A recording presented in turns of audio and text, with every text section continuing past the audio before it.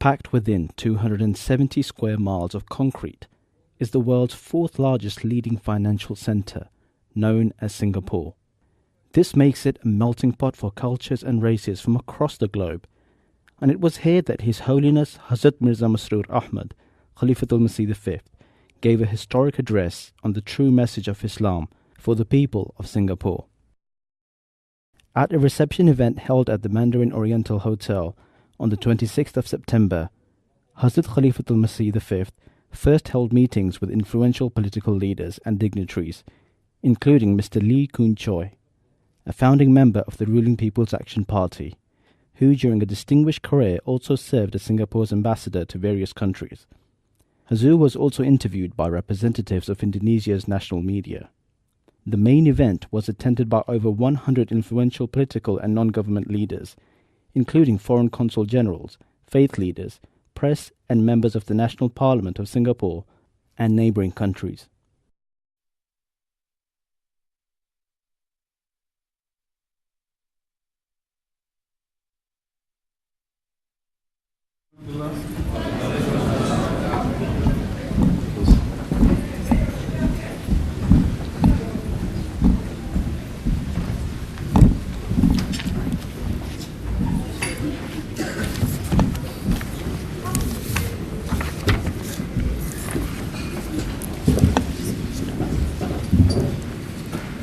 Auzu billahi minash shaitani rajim. Bismillahir Rahmanir Rahim. Our beloved Huzoor, honored guests, ladies and gentlemen, Assalamu alaikum wa rahmatullahi wa barakatuhu. May peace and blessings of Allah be upon you. It is a tremendous privilege for me to welcome you to this evening reception held in honor of His Holiness Hazrat Mirza Masroor Ahmad, Khalifatul Masih V, the head of the worldwide Ahmadiyya Muslim community. We start the proceedings of the main session with the recitation of the Holy Quran in Arabic by Nasrun Aminullah Saab from Indonesia. This will be followed by translations in English and Bahasa by Mr. Ayaz Ahmad Saab from Singapore and Mr. Muaz Ahmad Nawir from Malaysia, respectively. May I ask Nasrun Aminullah to come to the stage for the recitation, please.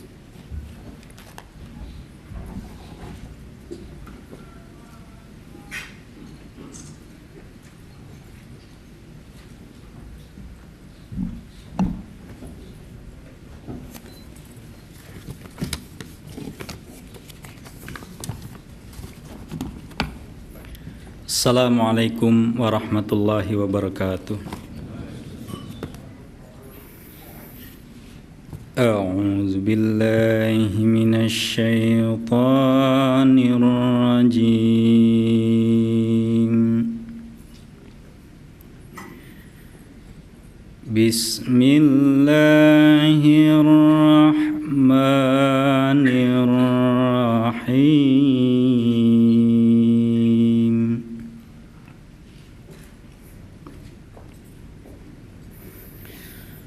قل يا أهل الكتاب تعالوا إلى كلمة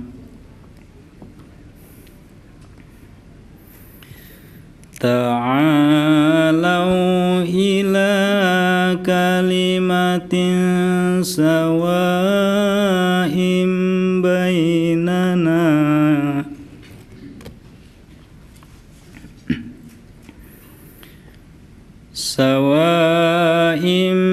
بيننا وبينكم ألا نعبد إلا الله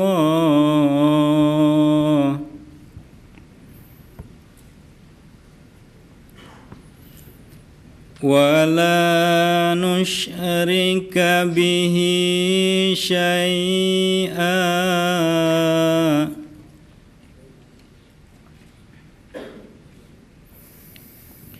ولا يتخذ بعضنا بعضا أربابا من دون الله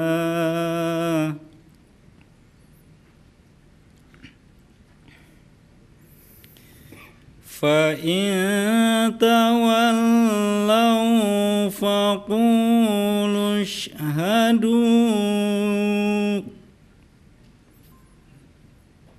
فقولوا اشهدوا بأننا مسلمون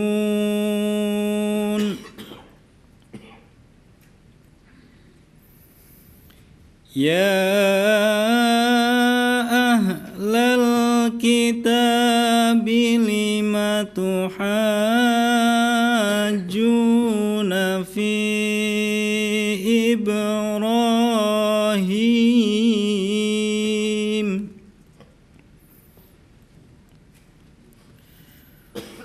وما أنزلت التوراة والإنجيل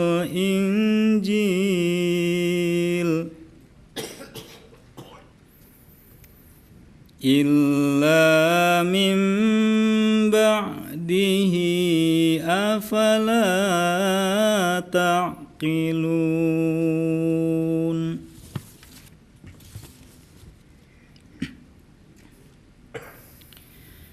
ها أنتم هؤلاء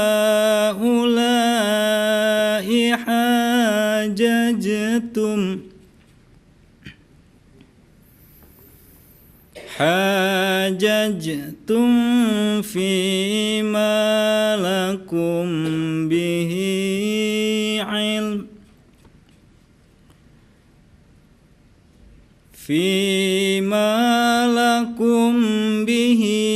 علم فلم تحاجون فيما ليس لكم به علم والله يعلم وأنتم لا تعلمون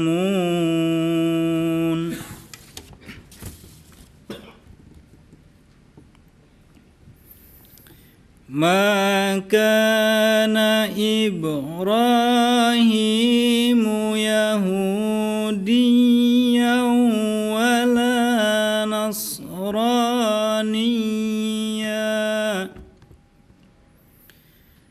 ولكن كان حنيفا مسلما وما كان من المشركين إن أولى الناس بإبراهيم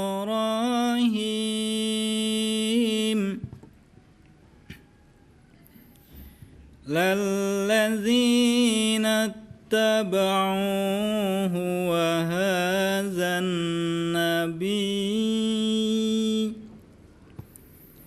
وهذا النبي والذين آمنوا والله ولي المؤمنين.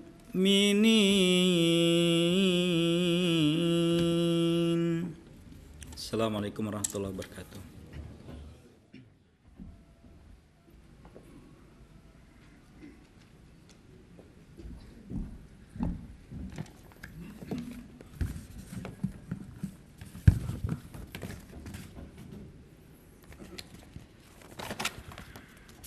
Assalamu alaikum warahmatullahi wabarakatuh. The translation of the verses recited from chapter 3, 65 to 69 are as follows. I seek refuge with Allah from Satan, the accursed. In the name of Allah, the most gracious, the ever merciful.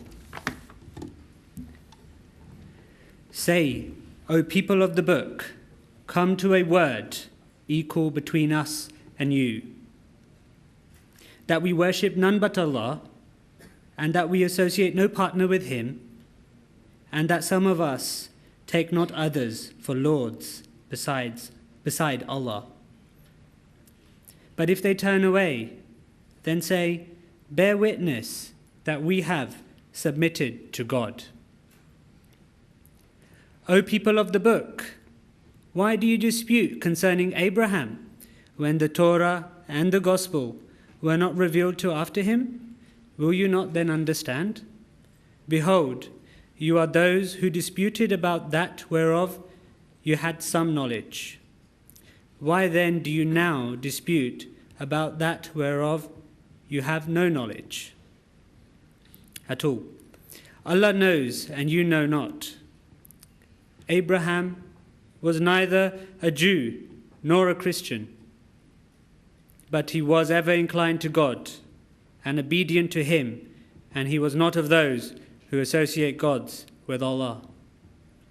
Surely the nearest of men to Abraham are those who followed him and this prophet, and those who believe in him, and Allah is the friend of believers. Jazakumullah.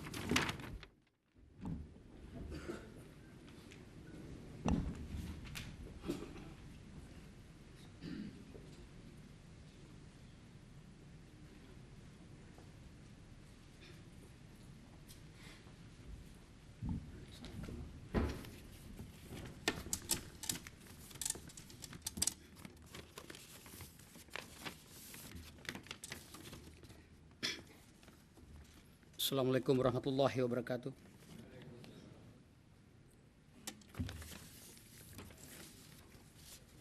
Terjemahan Al-Quran Karim Surah Al-Imran ayat ke-65 hingga ke ayat 69. Aku berlindung kepada Allah daripada godaan syaitan yang dirajam. Katakanlah, wahai ahlul kitab,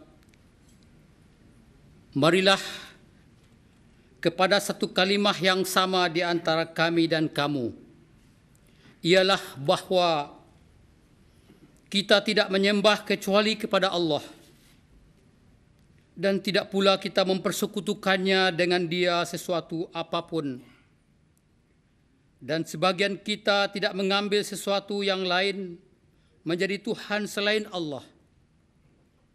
Tetapi jika mereka berpaling, maka katakanlah, saksikanlah bahwa kami orang-orang yang menyerahkan diri kepada Tuhan. Hai ahli kitab, mengapa kamu berbantah mengenai Ibrahim, padahal tidaklah diturunkan Taurat dan Injil melainkan sesudahnya? Maka tidakkah kamu mau mengerti? Perhatikanlah,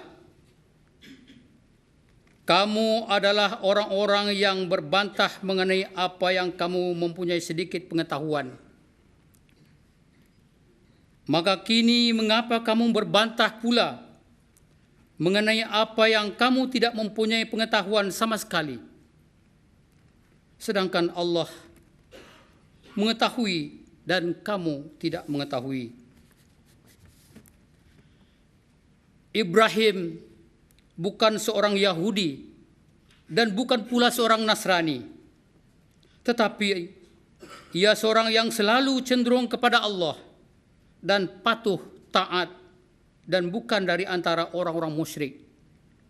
Sesungguhnya manusia yang paling dekat kepada Ibrahim adalah mereka yang mengikutinya, dan Nabi ini, dan orang-orang yang beriman kepadanya, dan Allah adalah sahabat orang-orang mukmin. Wassalamualaikum.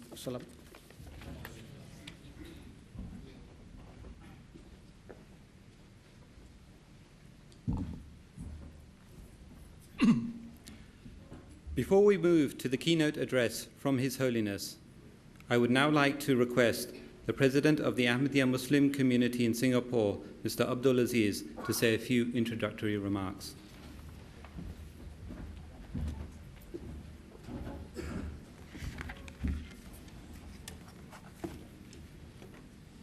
Bismillahirrahmanirrahim.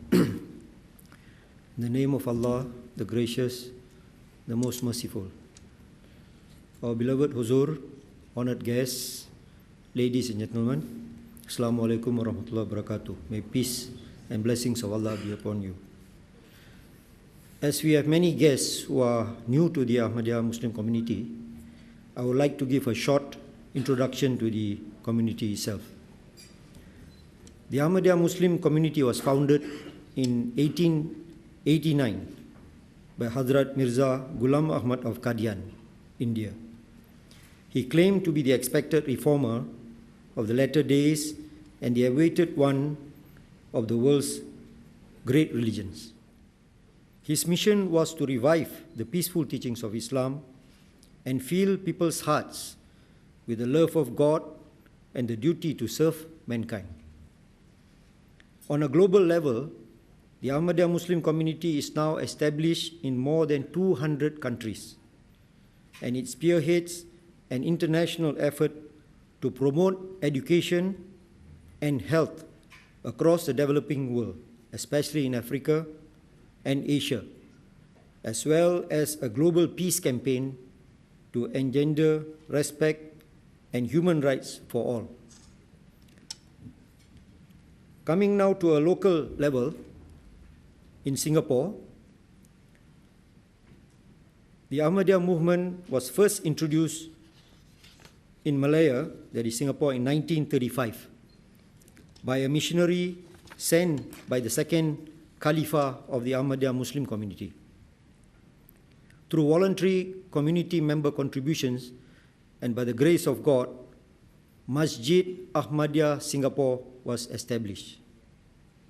The community's current mosque at Onan Road was inaugurated by Hazrat Mirza Tahir Ahmad, the fourth Caliph of the Ahmadiyya Muslim community, and named it Masjid Taha.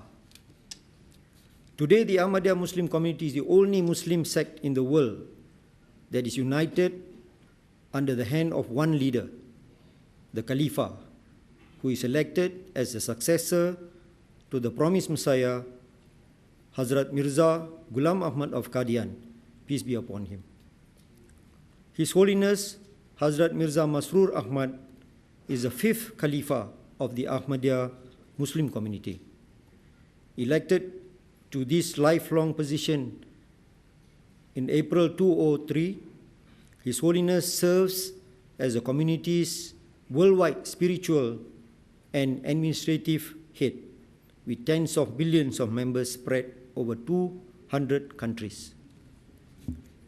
His Holiness is the world's leading Muslim figure promoting peace and interreligious harmony. Through his sermons, lectures, books, and personal meetings, His Holiness has continuously advocated the worship of God Almighty and serving humanity. He also continuously advocates for the establishment of universal human rights, a just society, and a separation of religion and state. The Singapore branch of the community is small, but with a big heart. We strive to leverage our community's principles of loyalty, freedom, equality, respect, and peace to work together to create a stronger future for Singapore. Thank you.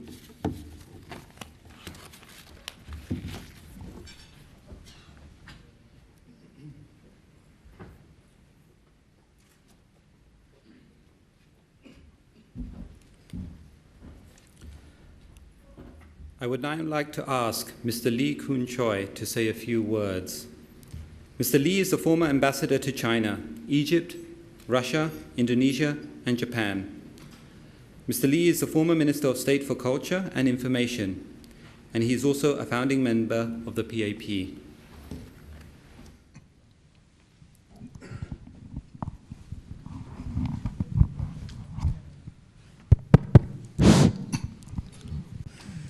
Your Holiness, ladies and gentlemen, Ahlan wa sahlan, which is an Arab word to welcome all of you to Singapore. I learned a little bit Arabic in Cairo when I was ambassador there, 1968, 1970. In those days, I could read Quran in Arabic. That was half a century ago, so I forgot everything. I know not too much of Islam, but I grew up in the Islamic kampung in Malaysia. So every day I hear the Quran. When I went to Cairo, I also hear a lot of Islamic influence. I was ambassador to Indonesia 4.5 years. So my connection with Islam is quite strong.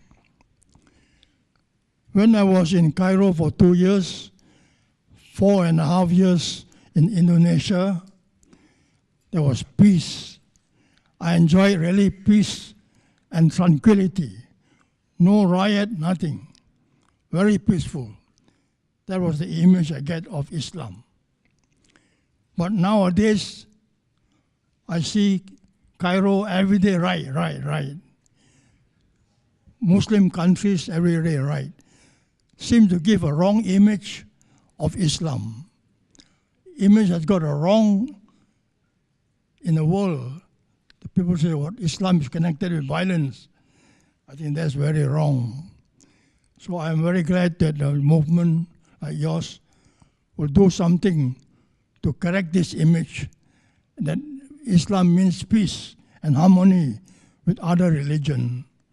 Singapore is a multiracial society. Religion is free. You can speak anything, but only if you do not want violence. So, inshallah, I hope your movement will succeed. Thank you.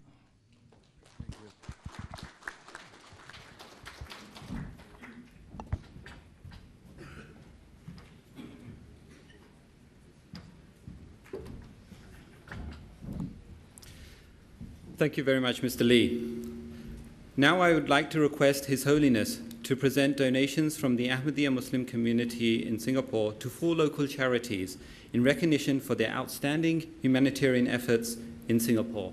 The first charity is Singapore Kidney Foundation, and may I request Mrs. Eunice Tay, CEO, to receive this recognition.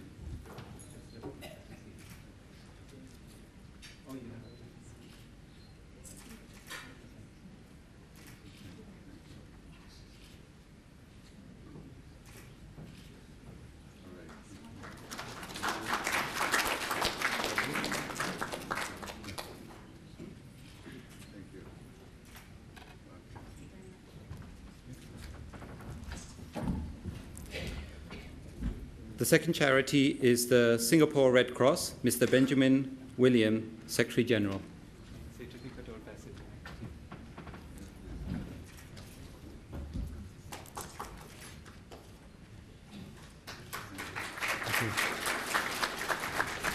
The third charity is Singapore Cancer Society. May I request Marianne Tan Su Ling, please to receive the recognition.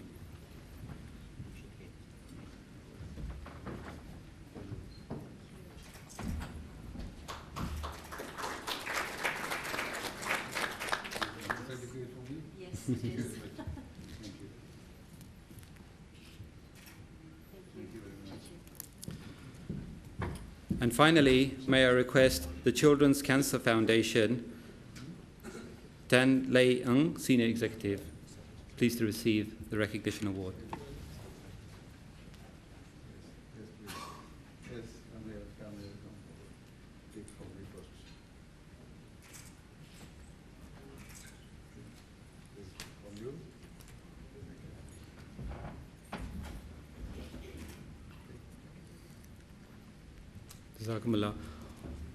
All 4 charities were also receiving 5,000 Singapore dollars each in recognition for their contributions from our community. And so now it is my great privilege to invite His Holiness to address us this evening. May peace and blessings of Allah be upon you. Assalamu alaikum wa rahmatullahi wa barakatuh.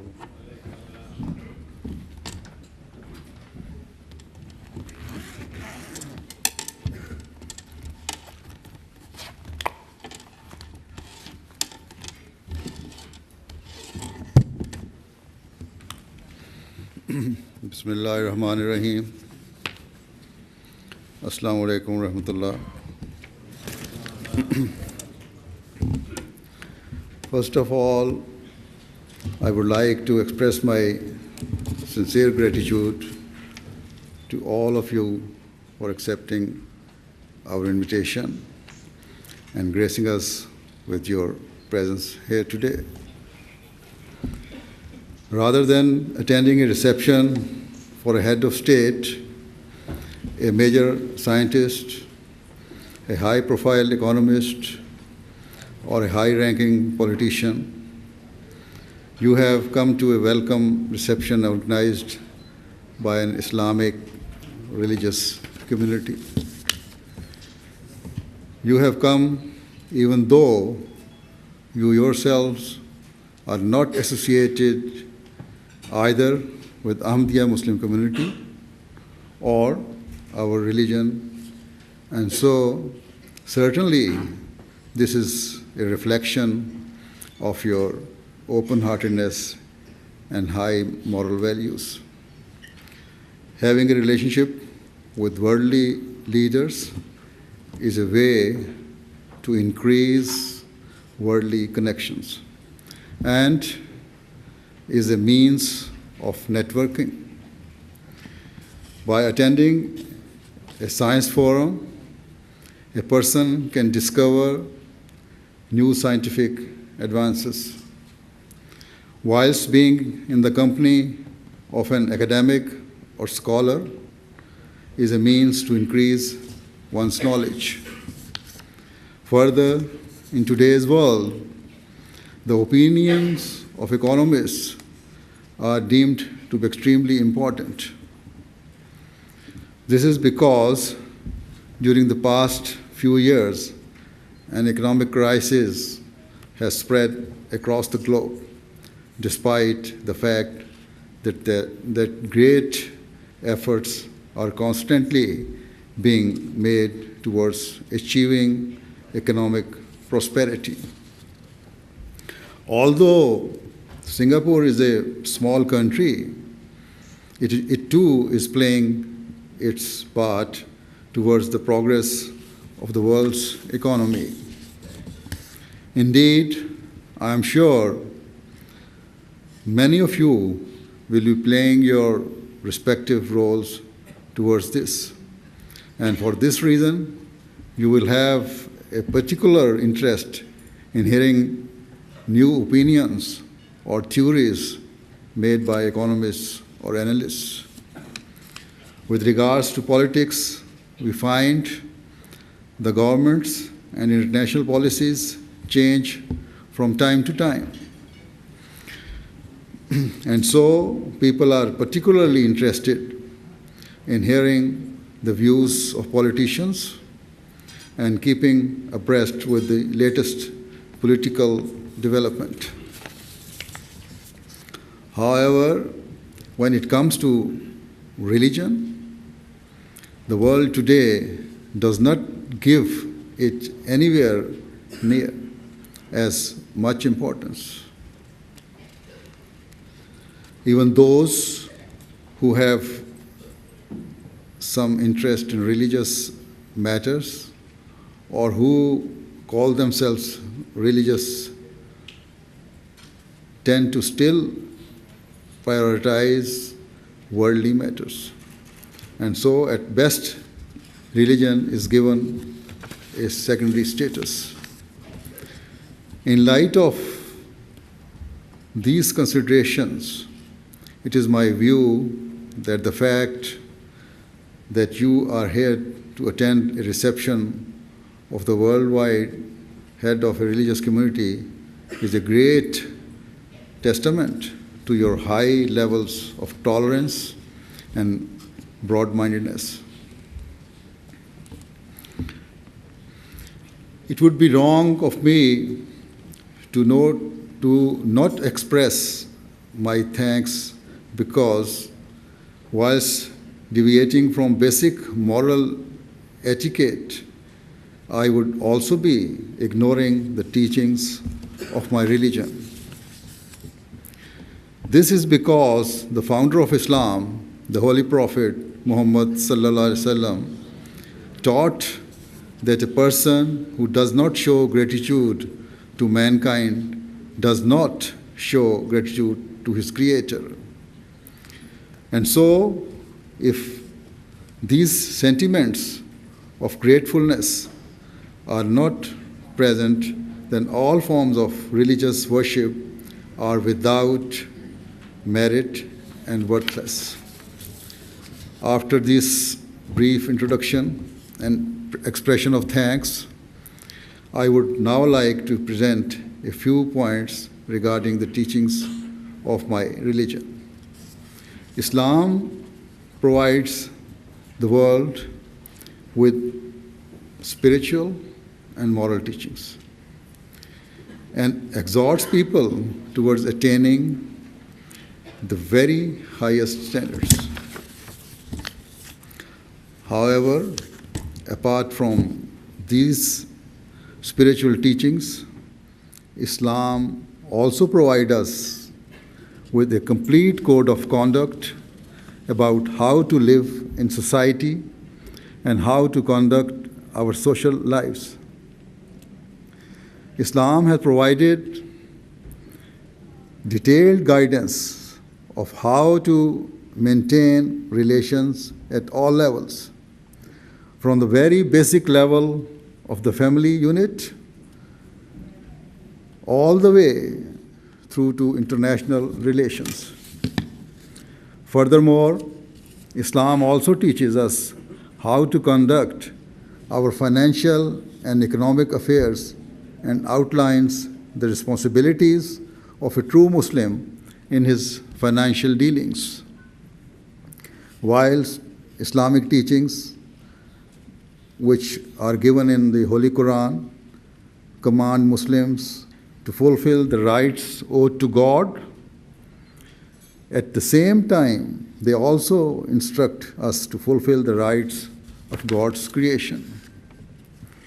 This topic and these teachings are so vast, and it would be impossible for me to discuss all of them today, and so I will only focus on the economic system advocated by Islam, although I will only cover a small aspect of it.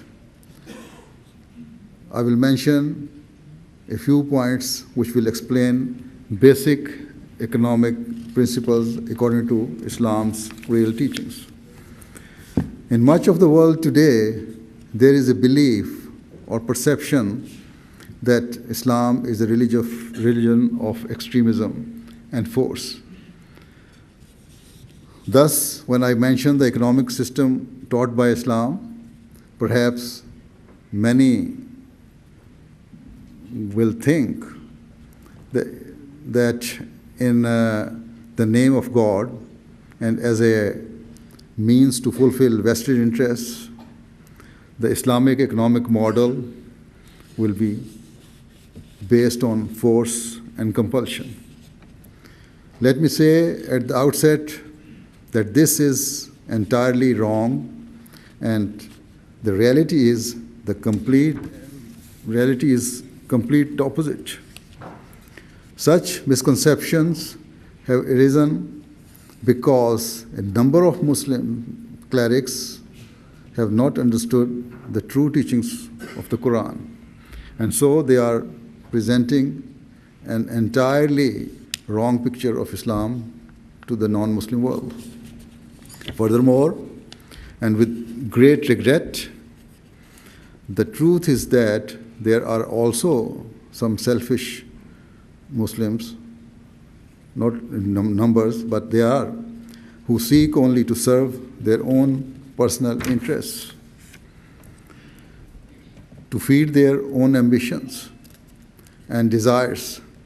They are interpreting Islam's teachings in completely the wrong way, and therefore have enabled various unfounded allegations to be leveled against Islam.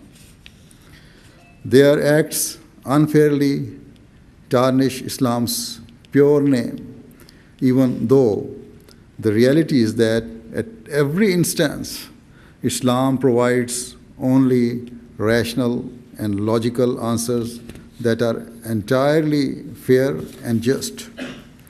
The truth is that, just as it does in every issue, Islam teaches that all economic matters should be carried out with wisdom and due consideration. Let me present one underlying principle from the Holy Quran.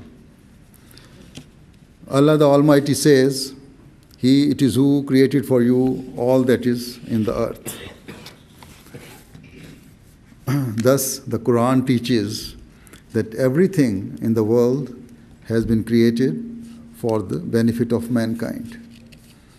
At a primary level, if a country is blessed with natural resources, then they are for the benefit of the people of that nation.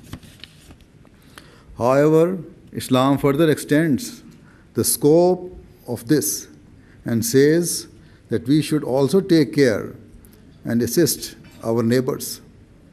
The neighborhood defined in the Holy Quran is your immediate neighbor, your workmate, person traveling with you, and according to the Holy Prophet Muhammad sallallahu alaihi wasallam, it extends up to 40 houses on all four sides.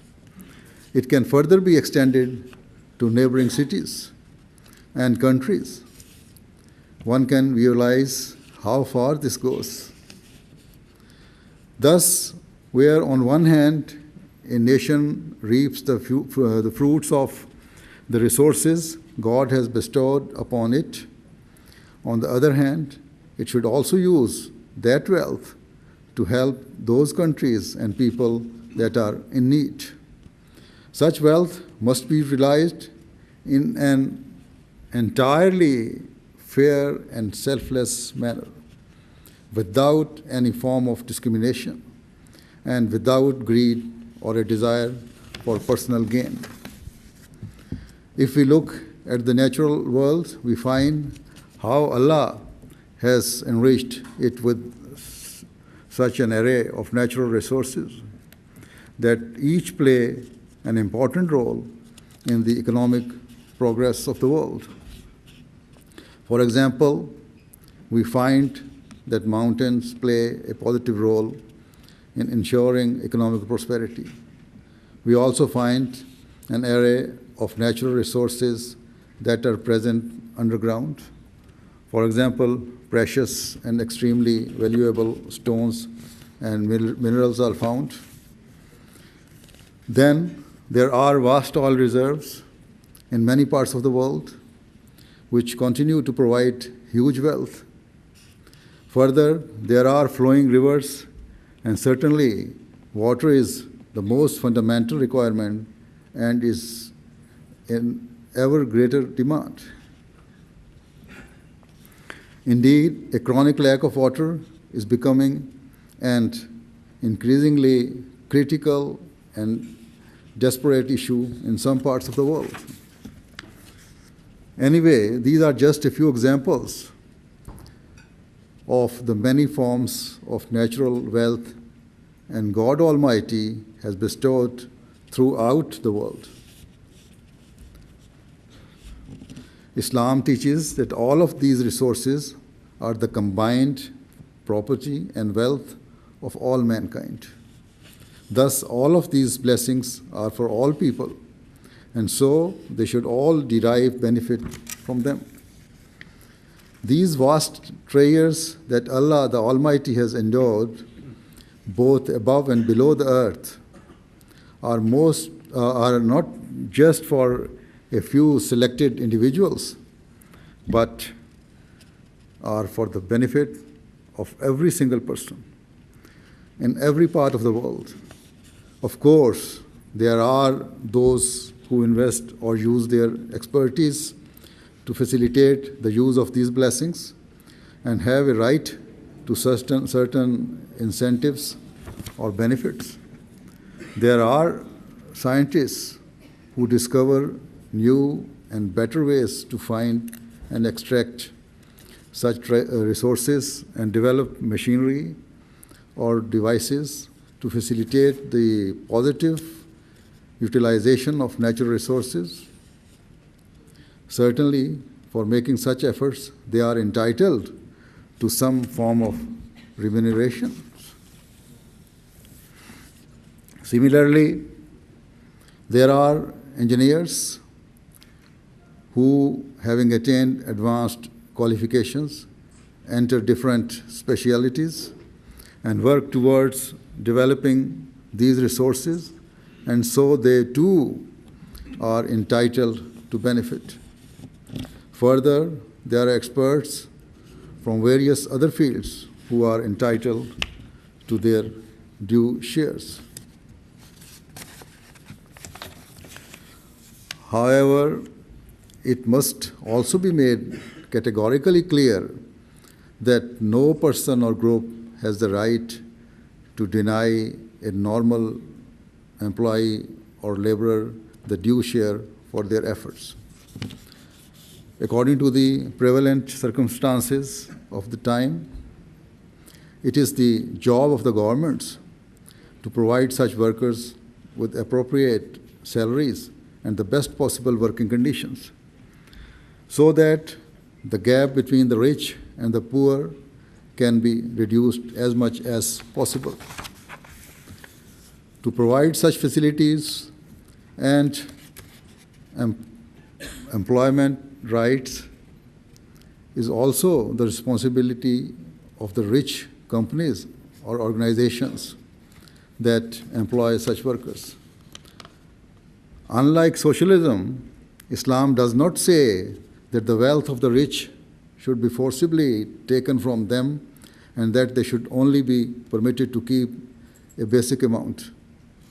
Islam does not advocate a system whereby employer and employee are made equal. Rather, Islam says that a country's resources form the national wealth, and so they should be used to serve every class and every segment of society. The wealth of a nation should be used to ensure that every member of society has access to certain essential facilities. For example, Islam teaches that each and every child, no matter his or her background, should be provided a proper education so that they can develop into skilled and truly beneficial members of society. Similarly, there are many other facilities that should be provided equally across the board. Although present-day systems advocate the provision of these facilities, they do not to the extent Islamic teachings state. Further, Islam moves another step forward by stating that you should not only help yourselves, but you should also care for your neighbors. Thus, countries should utilize their wealth to serve and benefit their neighboring countries as well. Where a country is in need or deprived in any way, then it is the duty of their neighbor to assist them. Indeed, Islam advocates that the circle of benefiting others should continue to expand, so nations should not only seek to help their immediate neighbors, but should also use their resources to assist other poor and deprived nations across the world. Another point I should mention is that Allah the Almighty has granted different resources and forms of wealth to different countries. Therefore, if one country does not possess the knowledge to extract or facilitate the use of its own wealth, then those nations that have such knowledge and skills should assist them. Such help should be administered in a selfless manner without a desire to fulfill vested interests. alliances or friendships with particular nations should not be a determining factor in deciding whether to assist other countries. Favoritism of any kind should not occur. Rather, the goal should be to help others stand on their own 2 feet. Unjust conditions should not be placed whereby countries are not helped until they fulfill certain demands or until they agree to establish particular relations with third-party countries. Nor should the countries who are providing technological assistance place such onerous conditions. That means the country receiving help is unable to derive full benefit from its own resources. And nor should such conditions be placed that result in the assisting nation receiving greater benefit from the resources of the other country. Such unjust acts are all against the teachings of Islam and lead to restlessness, to develop and ferment. If such a state of affairs occurs, then a time will surely come when the anxiety and sense of injustice will lead to open enmities and hatred rising above the surface. If this is allowed to happen, it will lead to the destruction of peace, both in the respective country, and also at an international level. Certainly, this is exactly what we are witnessing in the world today. It should be remembered that if the affluent classes utilize their wealth in a proper and fair manner, then the gap between the rich and the poor would not be anywhere near as wide as it is today.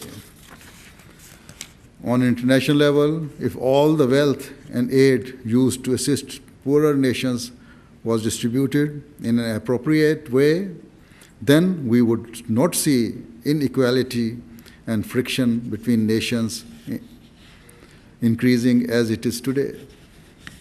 There are very many organizations that have been founded with the objective of providing assistance and aid to the deprived people of the world. Most significantly are the various organs of the United Nations, which have been established as a means to eliminate poverty and hunger in the world. Regrettably, we find that more than 60 years after the formation of the United Nations, the poor countries remain destitute and deprived, whilst the developed countries have remained rich and powerful. Islam has explained that a fundamental cause of this permanent inequality is that the world has not understood the wealth of resources granted to mankind by God is for the combined use of all humanity. In today's world, it is not only in the less developed world that people are struggling, but even in the developed world, people have suffered as a result of the financial crisis that has arisen over the past few years. This is because countries have not used their vast means and resources in the right way. Instead of utilizing their wealth for essential necessities to benefit all people, much has been frittered away on unnecessary luxuries and extravagances. We see the result of this in Europe, where some countries who were not as rich as some of their European counterparts tried to imitate their wealthier neighbors.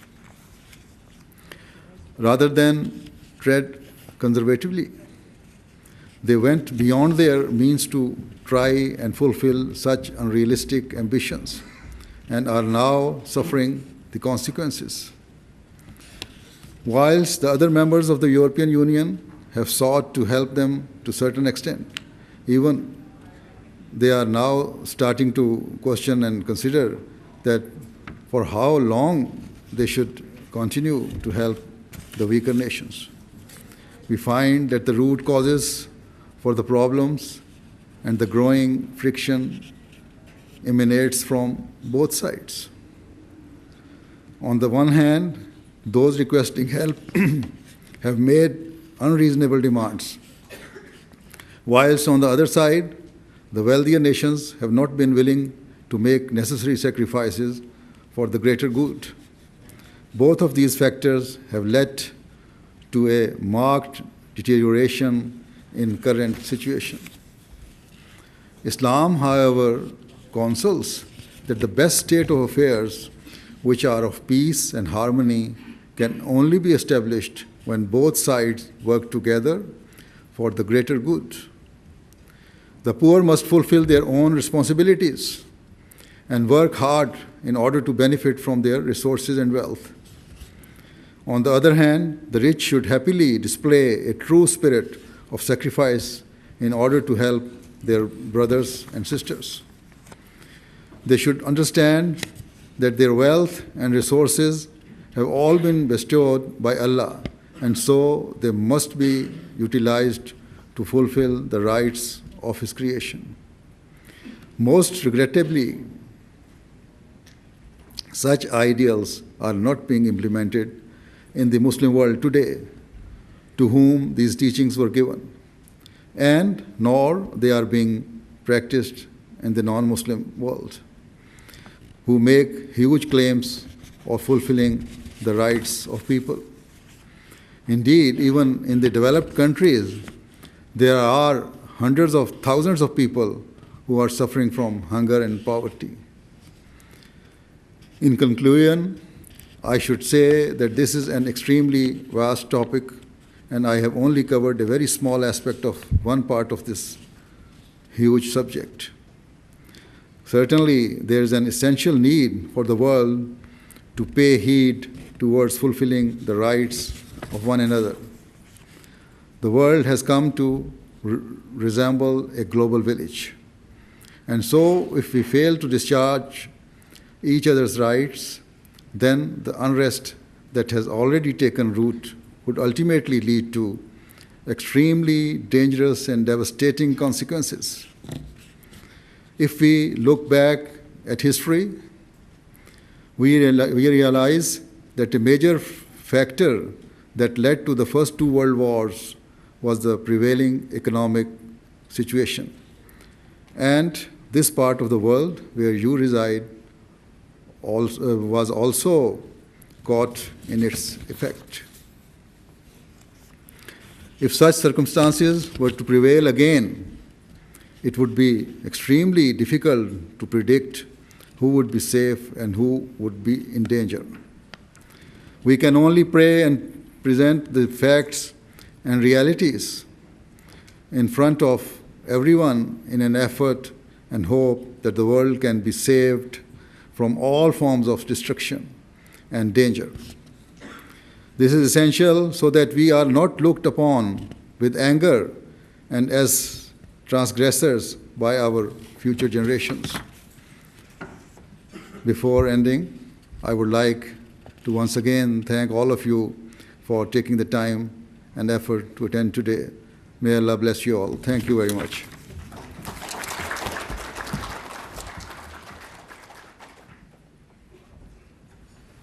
Please, according to our tradition, on our formal functions, at the end of the function, we offer silent prayer. So I will offer silent prayer. Everybody can pray in their own way. Please, silent prayer.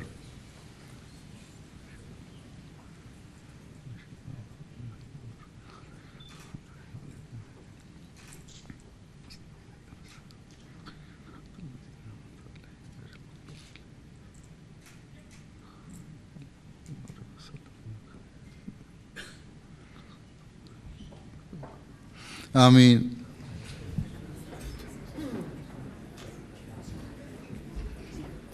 Tonight night, I began to listen to the real words of Islam, that is tolerance. At the present moment, we can have to see like too many hatred, too many things that are going on in this world, people killing each other. But if you understand the real teaching of Islam or any other religion for that matter, the fundamental is it is all about peace and harmony. From what I'm hearing from this great man, is talking world peace, promoting peace, and this is what we all should be doing. And I really admire him for standing up and talking openly about it, and quoting from the great book of Quran. It really makes sense. As a non-Muslim, I am a Christian myself. Coming from Papua New Guinea, it is predominantly Christian. This is really in line with what we also preaching in the Holy Bible there. So it's really, they all make sense, and it's really very encouraging for world peace.